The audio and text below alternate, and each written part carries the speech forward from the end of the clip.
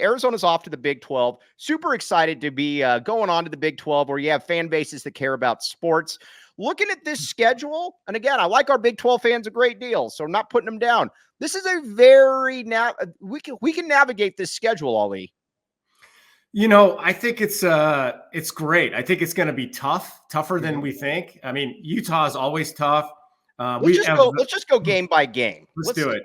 Let's do that. Let's do this a lawyerly way, like you're before the Ninth Circuit, which you have been before. This is true. It is true. And okay. You might want to add that I won too. Yep. Dude, I knew you were leaving things out. You left out the Ninth Circuit and you left out the Emoy Man of the Year. Come on, man. I know. All right. My bad.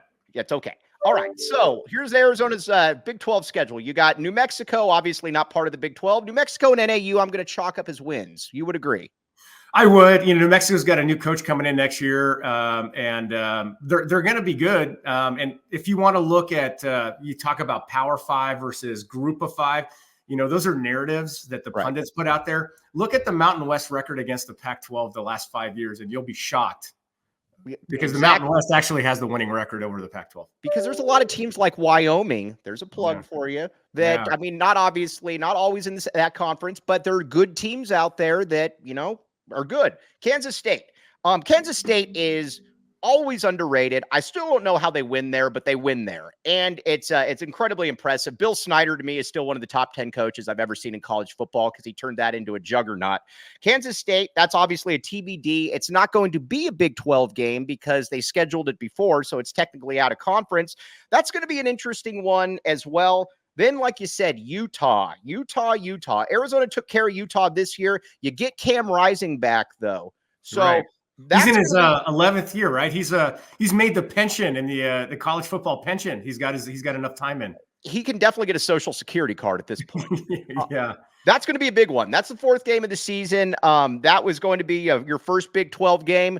That's going to be a tough one. Thoughts on that one, Ali? And will you be traveling up there with all of your esteemed donors? I would imagine you will. Maybe. Listen, I mean, Kyle Whittingham is one of the best coaches, not just in the Pac-12, Big 12. He's one of the best coaches in the country. Yes. And I know Jed Fish is no longer the head coach at Arizona, but if you recall, the last time we played Utah was here in Tucson, and everything went our way, and we rolled them, but we put in Jaden DeLora at the very end and threw a touchdown at the end, and Kyle Whittingham was not happy about it. Right. Now, does that transfer over to next year where it's Brent Brennan? I don't know. Probably not. But, Kansas State, they're going to play good defense and be solid on special teams. And Utah, they're going to be tough, physical, and disciplined. We got our hands full playing it up in Salt Lake. I also don't get this narrative too when people say, "Oh, Big 12 football stinks." It doesn't stink. Big 12 basketball is the best conference in the country. We all know that. If you're going to try to compare it to Big 12 basketball, whatever. Multiple teams from the Big 12 should get into the college football playoffs. I'm not saying 4, but I think if you're one of the top 2 teams in the Big 12, now that it's been expanded to 12, I think it's good enough that you should be able to get 2 teams in, Ollie.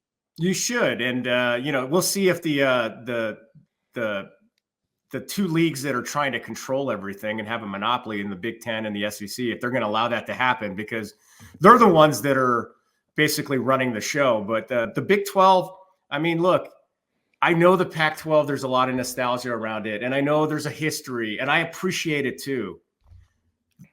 But sports matters in the Big 12. Arizona fans better be prepared that you're not going to hear loud U of A chants and us taking over stadiums on the road for basketball. And football, talk about economic impact. We're going to have fans from every team here, and they're going to fill a large section of our stadium the way it used to be in the old Pac-10.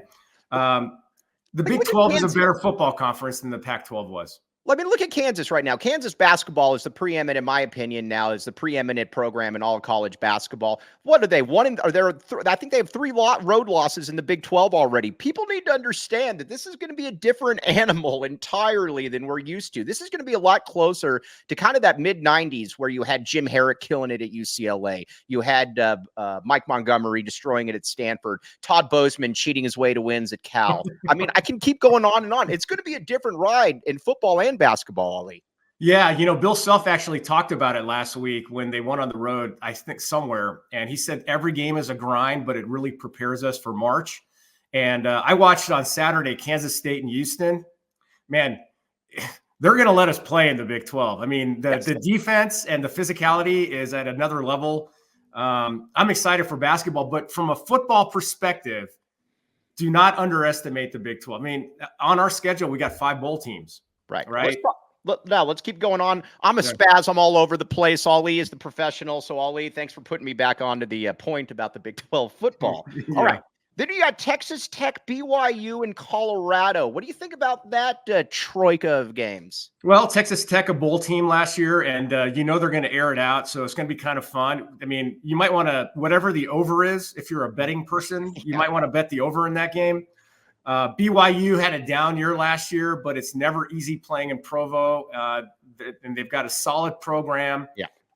So I think they're going to be better. BYU and Colorado, the next 2 games, they both didn't have the best of seasons last year. I mean, Colorado was America's darling for a little bit, but you look what Dion has done in the transfer portal. Yeah. Colorado is going to be a very tough team next year, and they've got, I think, one of the best, if not the best quarterback in college football, is Shedeur Sanders. Would you like your Pittsburgh Steelers to draft Shedeur Sanders if he was available? Well, I hope it's not necessary, because that means we totally whiffed on Kenny Pickett, which I think I'm feeling maybe we whiffed on Kenny Pickett, but there's still that little bit of hope. It's very small. So if we draft Shedeur Sanders, 2 things mean to happen. It's going to be Mike Tomlin's first losing season as a head coach, and we are in the top 5. Did you know the Steelers haven't been in the top 5 to draft a player since 1971?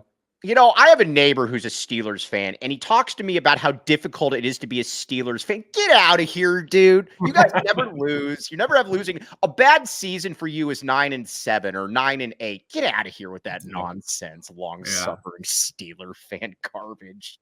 But I used to have hair, but man, they'd like to play those 1-score games. So I can empathize with your neighbor. But yes, it also feels good to be a Steelers fan, especially, Mike, when you go on the road. When you go to road games and you see half, if not more, of that stadium filled with terrible towels, it gives you there's a little bit of pride there. Colorado, though, that is an interesting game, though. I think Colorado's going to be a top 25 team. Listen, Dion obviously was an awesome hire. I don't understand why a team didn't try to take a chance on Dion earlier. I mean, if you're Cal, what do you have to lose or something like that? But like you said, you bulked up the offensive line. The offensive line was obviously a problem. You got Shedeur. You got Travis Hunter back. You also got a bevy of receivers as well. We're going to find out this year what kind of coach Deion Sanders is. Well, the best thing about Dion, frankly, and it's really it's a sign of a really good, secure coach. He's put coaches around him that are really good at what they do, and he doesn't have to be the smartest guy in the room. So as much of a promoter as Dion is, and maybe as much pride as he is, he shows a lot of humility as a coach. And so that's why he's easy to root for. All right. Now, then you got West Virginia, UCF, Houston. West Virginia, UCF, and Houston. Those are games that you got to take them seriously, but these are also games that I believe Arizona should be able to win, Ali Farhang. They should, man. But these teams, man, especially West Virginia, they're so physical and so tough, and a really good tradition of football there. In fact, next year, the year after next, that's the trip I'm taking. Are you going to Morgantown? Heck yeah, man. Why would you not? Maybe there'll be a Steelers game the Sunday after, and I can just make that drive. But I think that'd be a great place to watch a football game. I think West Virginia is a really good football program, and then you go moving on to UCF. UCF has been they've had more 11-1, 12-1 seasons in the last 5 years than pretty much anybody in the Pac-12 outside of maybe Oregon. It's really a coaching hotbed. Think about it. Scott Frost sucked, obviously, but he was really good there. Josh Heupel, Gus Malzahn. Is this maybe the coaching cradle that is being established at Central Florida? Maybe, man. I still think that you got to look within that the triangle between Ohio and Pennsylvania and look at how many coaches have come from that area. But I think they've got a leg up. But UCF, man, they are economically and from a fan support standpoint really supporting their sports programs, especially football. They're going to be good, man. Yeah. All right. Then you got TCU and ASU. TCU is going to be interesting. TCU, it's at TCU. You got to remember, I like Sonny Dykes. I think he's a good coach. I do believe that he's there. Obviously, last year was tough, but you lose your quarterback. I think a lot of people just thought you could just replace your quarterback. As the Pittsburgh Steelers have found when Ben Roethlisberger fell off, you can't just replace a great quarterback. That's a shot at Ali Farhang right there. But never a truer statement. And they were in the national championship game just 2 years ago, so right, they're really good. They're going to be a tough test. The entire schedule, football wise, like we're talking about basketball. There's no gimmies, I know New Mexico and Northern Arizona, but let's just look at the conference slate. Every game is going to be a tough contest, and we gotta bring it. As far as ASU, I mean, listen, man, that school up north, you know how I feel about them, but yeah, I like Dilly. I think he's a good dude. Kyle Dillingham is a good coach, man, and they've done a great job restocking their roster. They really have. You know what I like about Kenny Dillingham, and I'm probably going to get in trouble here. I like the fact that he wants to be there. You can totally tell that he wants to be there. And when somebody says it's their dream job, normally it's a bunch of crap. But it's not crap with Kenny Dillingham. You can totally tell that he wants to be there. And so if I'm an ASU fan, and I got I got a president that doesn't care about athletics, I'm happy that I got Kenny Dillingham in there. Absolutely. I mean, listen, sometimes the things he says, you're like, that made no sense to me whatsoever, but he's passionate. He's genuine. You can see how what he says resonates with young men. And, frankly, look, I want to beat them on the playing field, on the court, every single time we play. But Arizona, it's better when Arizona and Arizona State are both good. It's better for everybody. Can we get Ali to put his prognostication cap on? Who wins the Big 12? Again, you can totally back out, but right now, Ali, if you had your BetMGM Sportsbook bet app out, what would you bet, Ali, on who winning the Big 12? Would you back the A?